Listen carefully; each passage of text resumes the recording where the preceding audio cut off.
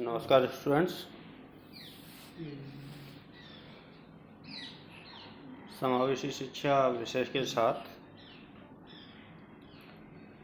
इसमें हमारा जो टॉपिक चल रहा था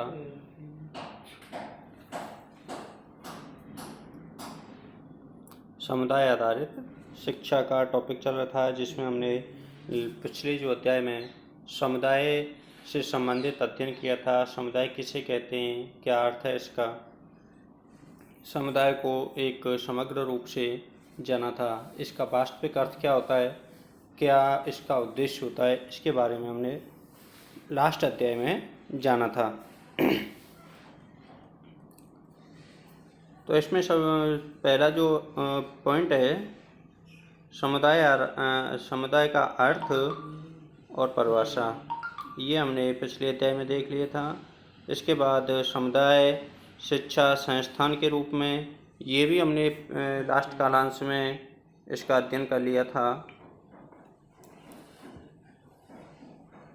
हमारा जो नेक्स्ट टॉपिक होगा आज का, जिसके बारे में हम जानेंगे, तो आपने ये पहले पढ़ लिया होगा इसका अर्थ। और एक शिक्षा संस्थान के रूप में समुदाय कैसे कार्य करता है, वो कौन कौन सी शिक्षाएं बच्चों को प्रदान करता है, जैसे औपचारिक शिक्षा है,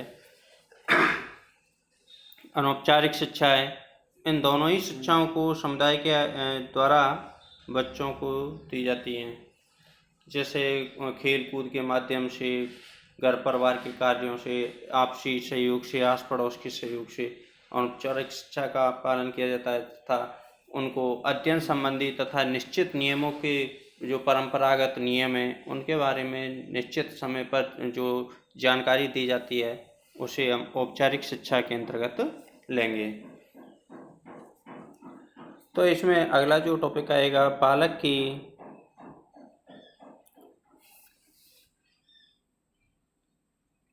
बालक की शिक्षा में समुदाय का महत्व। अर्थात जो शिक्षा समुदाय तो है, ये तो हमने लास्ट अध्ययन में जान लिया था, लेकिन उस शिक्षा समुदाय का बालक की शिक्षा में क्या महत्व होता है उसके बारे में आज हम जानेंगे। तो देखिए, इसमें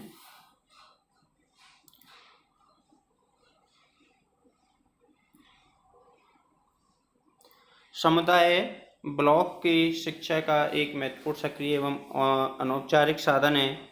जिस प्रकार बालक की शिक्षा पर परिवार तथा स्कूल का गहरा प्रभाव पड़ता है, ठीक उसी प्रकार समुदाय भी बालक के व्यवहार पर इस प्रकार से परिवर्तन करता है कि वह समूह के कार्यों में सक्रिय रूप से भाग लेने योग्य बन जाता है।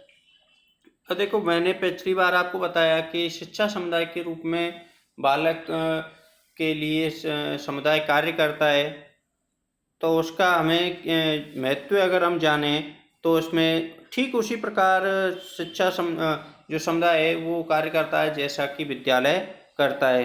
जिस प्रकार से विद्यालय में बालक कार्य करने लगते हैं, ठीक उसी प्रकार समुदाय में भी बालक कार्य करने लगते हैं।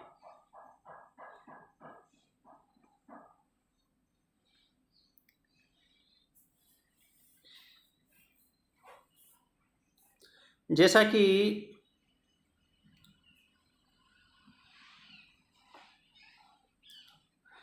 कि समुदाय के बड़े लोग उसे बनाना चाहते हैं, वास्तव में यह वही बालक जन्म लेकर उसके केवल पारिवारिक वातावरण में ही विकसित नहीं होता, अब तो उसके विद्यालय में समुदाय के विस्तृत वातावरण का भी उस पर गहरा प्रभाव पड़ता है। अब देखिए, कोई भी अगर पेरेंट्स है अपने बालक को कुछ बनाना चाह रहा है, पहले से उनके सपने होते हैं कि हमारा बच्चा डॉक्टर बने, इंजीनियर बने, शिक्षक बने, तो वो उसी प्रकार से उसी वातावरण में उस वातावरण का उस पर गहरा प्रभाव पड़ता है। ये समुदाय के वातावरण को चमत्कार जिसमें रहते हुए बालक की प्रवृत्ति, विचारधारा तथा आदतों का निर्माण होता है तथा उसकी संस्कृति, रहन सहन तथा भाषा पर एक अमिट छाप दिखाई पड़ती है। ध्यान देने वाली बात यह है कि इसमें समुदाय का वातावरण बालक के लिए अनुकरण करने की जन्मजात प्रवृत्ति को विशेष रूप से प्रभावित करता है। इसलिए बालक उन लोगों का अनुसरण करने लगता है जिनके वह संपर्क में आता है। यदि वह अपने गांव या नगर में रहने वाले गवैये के संपर्क में आता है तो उसे गाने में रुचि उत्पन्न हो जाती है। यदि वह श्रमिकों के संपर्क में आता है तो श्रम के प्रति श्रद्धा होने लगती है। इसी प्रकार बालक हर समय कुछ न कुछ सीखता रहता है। कहने का तात्पर्य है कि प्रत्येक बालक पर उस समुदाय का प्रभाव पड़ता है जिस समुदाय में वह रहता है। इसलिए प्रत्येक समुदाय के बालक को संस्कृति, भाषा, दृष्टिकोण एवं व्यवहार में स्पष्ट अंतर दिखाई पड़ता है। इस दृष्टि से परिवार तथा स्कूल की भांति समुदाय भी बालक की शिक्षा का एक महत्वपूर्ण साधन है। विलियम एम डूंगर ने ठीक ही लिखा है कि चूंकि स्वभाव से मानव सामाजिक प्राणी है, जिसमें उसने वर्षों के अनुभव से सीख लिया है कि वह व्यक्तिगत तथा सामूहिक क्रियाओं की विकास सर्वोत्तम रूप से सामाजिक समुदाय द्वारा ही किया जा सकता है। तो देखिए, हम कोई भी अगर बालक शिक्षा ग्रहण करता है तो उस शिक्षा में समुदाय का विशेष महत्व होता है। और मैंने आपको पहले ऑफलाइन क्लास में भी बताया था कि जैसा वातावरण बालक को मिलेगा वह उसी प्रकार से अपने अध्ययन क्षेत्र या भविष्य उसमें देखेगा। अर्थात वातावरण बालक की शिक्षा पर महत्वपूर्ण प्रभाव डालने वाला घटक है। जैसा वातावरण उसे हम प्रदान करेंगे उसी के अनुसार उसका डेवलपमेंट विकास होगा। इसी में एक साइकोलॉजी में कथन था जो कि इसी के परिप्रेक्ष्य में कहा गया था वॉटसन ने कि आप मुझे एक बालक दो और मैं उसे जो मैं बनाना चाहता हूँ वो बना दूँगा। मैं जो चाहे उसे इंजीनियर, डॉक्टर, शिक्षक, चोर, डाकू कुछ भी बनाना चाहे मैं उसे बना दूँगा।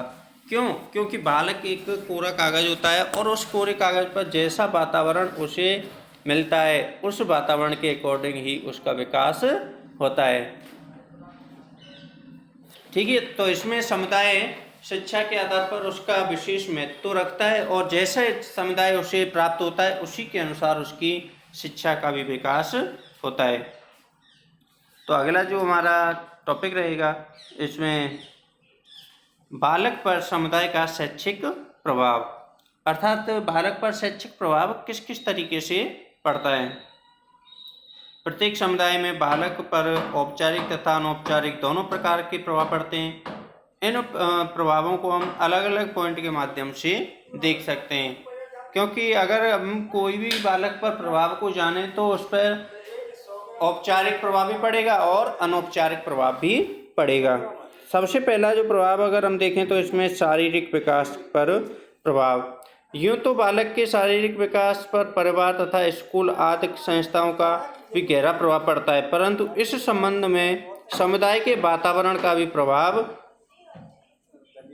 खूब अच्छा पड़ता है। जैसे समुदाय स्थानीय संस्थाओं का निर्माण करता है।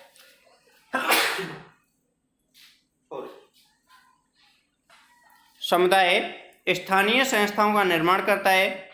ऐसी संस्थाओं गांव तथा नगरों के मोहल्लों आदि गली कूचों में सफाई का प्रबंध करती है।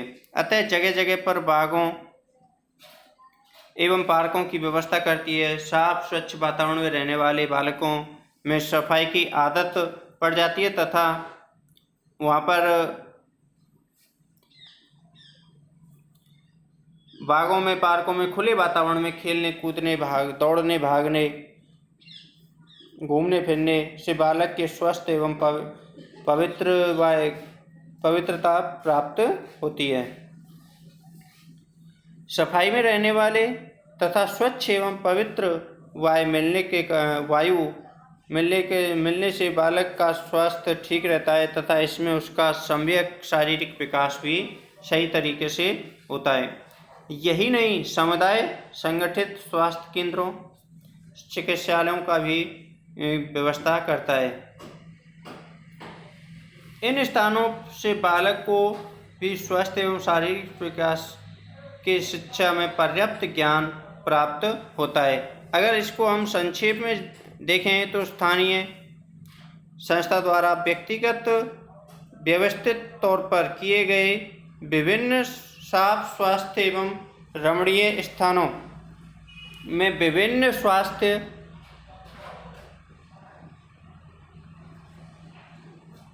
संबंधी संस्थाओं के द्वारा बालक के स्वास्थ्य एवं शारीरिक विकासों पर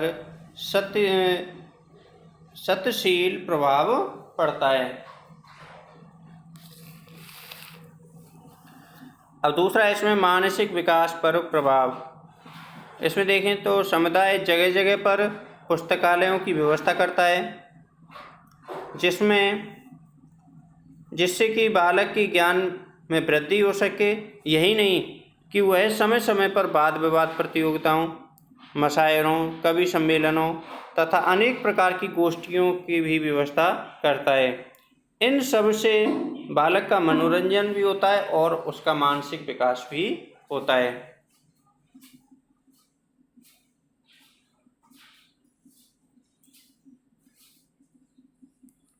तो इसके बाद सामाजिक विकास पर प्रभाव।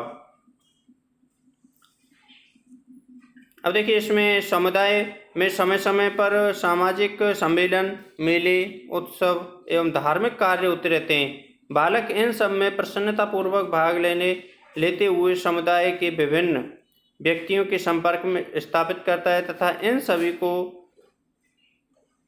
लोगों के साथ साथ मिलजुल कर रहने तथा कार्य करने से बालक में सामाजिकता की भावना भी विकसित हो जाती है। इस सामाजिकता के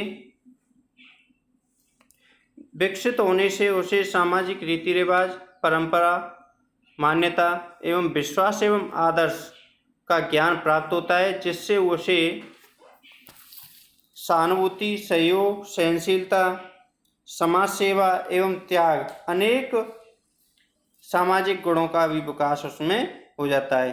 तथा इसे यही नहीं समझें कि सामाजिक वातावरण में रहते हुए उसे कर्तव्यों एवं अधिकारों तथा स्वतंत्रता एवं अनुशासन का भी वास्तविक अर्थ पता लगाया जाता है और वह शनै शनै जान लेता है, शनै शनै धीरे धीरे, कि वह अधिकारों एवं स्वतंत्रता के साथ अनुशासन परम आवश्यक है।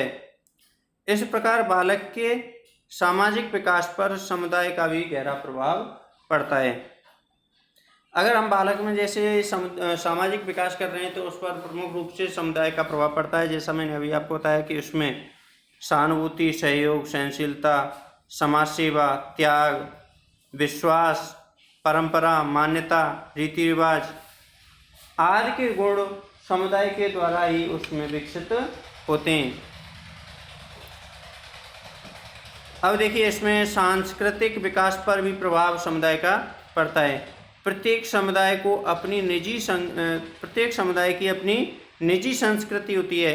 इन संस्कृति की छाप समुदाय के प्रत्येक सदस्य पर लगी होती है।